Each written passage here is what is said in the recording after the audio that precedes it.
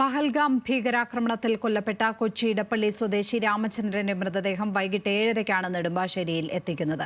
വെള്ളിയാഴ്ച ഇടപ്പള്ളി ശ്മശാനത്തിൽ സംസ്കാരം നടക്കും. രാവിലെ 7 മുതൽ 9 വരെ ചങ്ങമ്പുഴ പാർക്കിൽ പൊതുദർശനവും ഉണ്ടാകും. വിവരങ്ങളുമായി ഇപ്പോൾ ആസിഫ് മുഹമ്മദ് ചേരുകയാണ്. ആസിഫ്, രാവിലെയൊന്നും കുടുംബാംഗങ്ങളെ പോലും വിവരങ്ങൾ അറിയിച്ചിരുന്നില്ല.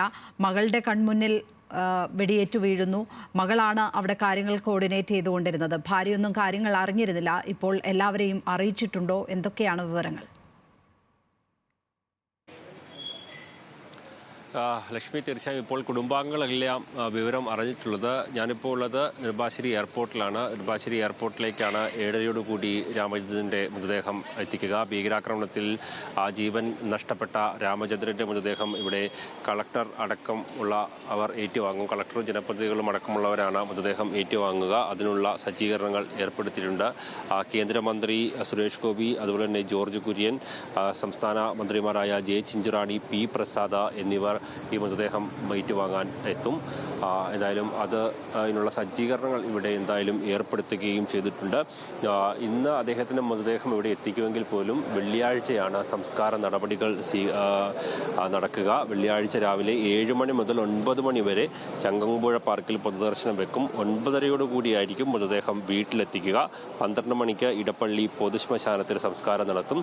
ഇന്നും നാളെയും ആശുപത്രി മോർച്ചറിയിലായിരിക്കും ഈ മൃതദേഹം സൂക്ഷിക്കുക. വർഷങ്ങളോളം നീണ്ട പ്രവാസ ജീവിതം അവസാനിപ്പിച്ച 5 വർഷം മുമ്പാണ് ഇദ്ദേഹം നാട്ടിലേക്ക് തിരിച്ചെത്തുന്നത്. തുടർന്ന് പൊതുപ്രവർത്തനവും ചെറിയ ബിസിനസ്സുകളുമൊക്കെയായി ഇടപ്പള്ളിയിലെ വീട്ടിലായിരുന്നു ഇദ്ദേഹം താമസിച്ചിരുന്നത്.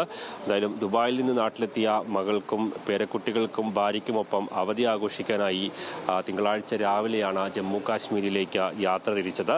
ഇന്നലെ ഉച്ചയോടുകൂടി പഹൽഗാവിലെത്തി.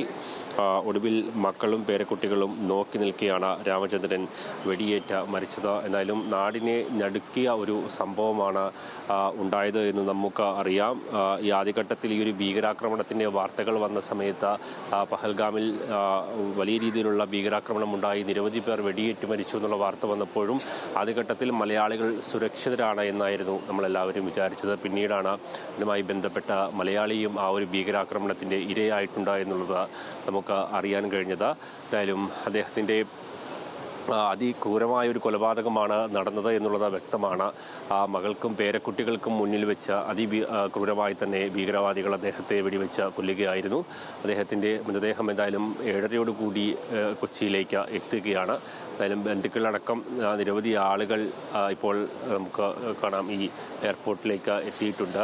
കേന്ദ്രമന്ത്രിമാരടക്കമുള്ളവർ അല്പസമയത്തിന് തന്നെ എത്തും. MLA-മാരും MP-മാരും അടക്കമുള്ളവരും അങ്ങനെ എയർപോർട്ടിലേക്ക് എത്തുമെന്നുള്ള കാര്യമാണ് അറിയിച്ചിട്ടുള്ളത്. എന്തായാലും നാടിനെ നടുക്കിയ ഒരു ഭീകരാക്രമണത്തിൽ ഇരയാക്കപ്പെട്ട മലയാളിയുടെ മൃതദേഹം വഹിച്ചുകൊണ്ടുള്ള വിമാനം അല്പസമയത്തിനകം തന്നെ കൊച്ചി എയർപോർട്ടിലേക്ക് എത്തുകയാണ്. ആ മൃതദേഹം എന്തായാലും ഔദ്യോഗികമായി കളക്ടറുടെ നേതൃത്വത്തിൽ ഏറ്റുവാങ്ങുകയും ചെയ്യും. എന്തായാലും നാളെയും ഇന്നും ആ മൃതദേഹം ആശുപത്രിയുടെ മോർച്ചറിയിൽ സൂക്ഷിക്കാനാണ് ഇപ്പോൾ തീരുമാനിച്ചിട്ടുള്ളത്. ബന്ധുക്കളടക്കം മറ്റ് പല ആളുകളും രാജ്യത്തിൻ്റെ വിവിധ ഭാഗങ്ങളിൽ നിന്ന് എത്താനുണ്ട്. അത് വിദേശത്തുള്ള ആളുകളടക്കം എത്തുന്നത് കൂടിയൊക്കെ പരിഗണിച്ചാണ് മറ്റന്നാൾ പൊതുദർശനം നടത്തി മറ്റന്നാൾ തന്നെ മൃതദേഹം സംസ്കരിക്കാനുള്ള ഒരു തീരുമാനം ഇപ്പോൾ എടുത്തിട്ടുള്ളത്. ലക്ഷ്മി, ആസിഫ് മുഹമ്മദാണ് വിമാനത്താവളത്തിൽ നിന്ന് ഇപ്പോൾ വിവരങ്ങൾ പങ്കുവച്ചത്.